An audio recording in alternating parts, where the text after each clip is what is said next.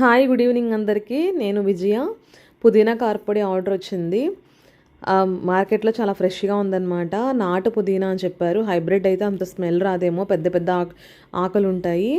ఇది నాటు పుదీనా అనమాట. చాలా చిన్న చిన్న ఆకులు ఉన్నాయి. చాలా ఫ్రెష్గా ఉంది. చినుకులు పడుతున్నప్పుడు తీసుకొచ్చాం కదా, ఇంకా ఆకుకూరలు ఫ్రెష్గా ఉంటాయి తాజాగా. అసలు వలవటానికి చాలా టైం పట్టిందనమాట నాకు. తీసుకురావడానికి హుషారుగా తెచ్చాను, కానీ ఒలిచినప్పటికి నా పని అయిపోయింది. చాలా మట్టి వచ్చింది. ఇంకా ఆకుకూరలు అంటే అంతే కదా, అలాగే ఇలా స్నేల్స్ కూడా వచ్చినాయి అనమాట. చిన్న చిన్న పురుగుల్లాగా స్నేల్స్ కూడా ఉన్నాయి. జాగ్రత్తగా చూసుకోవాలి. మనకు ఆకుకూరలు శుభ్రం చేసుకోవడం అలవాటే కాబట్టి ఇబ్బంది ఉండదు. కాకపోతే నేను కొంచెం ఎక్కువగా వలవాల్సి వచ్చింది కాబట్టి అట్లా అనిపించింది. ఫింగర్స్ కూడా చాలా నల్లగా అయిపోయినాయి అనమాట, వలిచి.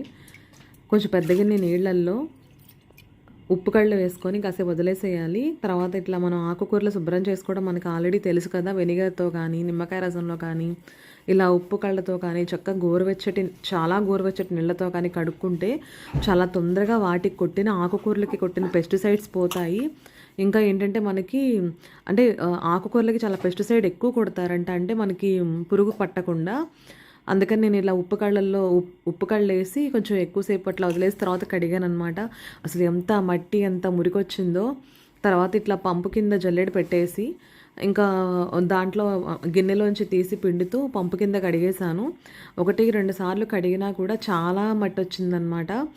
మనం బయట నుంచి తెచ్చుకొని తింటున్నప్పుడు వాళ్ళు ఎంత ఇదిగా చేస్తారా లేదా అనిపించింది అనమాట. అంటే ఇది నేను మా ఇంట్లో ఎలా చేసుకుంటానో, పుదీనా నిల్వ పచ్చడి చేస్తాను, అప్పుడు కూడా ఇలాగే నాకు టైం ఎక్కువ పడుతుంది, కానీ చానాళ్ళు నిలవ ఉంటుంది. ఆరోగ్యంగా తిన్నామని ఒక సాటిస్ఫాక్షన్ ఉంటుంది కదా. శుభ్రంగా చేసుకున్నాము అని చెప్పంటే మనకి తినాలని చెప్పని అనిపిస్తుంది. లేదు అసలు అది ఎలా ఉందో ఏంటో ఇప్పుడు ఇవన్నీ చూస్తుంటే నాకు కూడా అనిపిస్తుంది అనమాట, మనం బయట తెచ్చుకునేవన్నీ ఇంత శుభ్రంగా చేస్తారా అని చెప్పని. కానీ తప్పని వాళ్ళం మనం ఏం చేస్తాం, ఒక్కొక్కసారి చూడండి అసలు ఎంత మురికొచ్చిందో. ఇట్లా షింకులో వంపేశాను కదా నేను.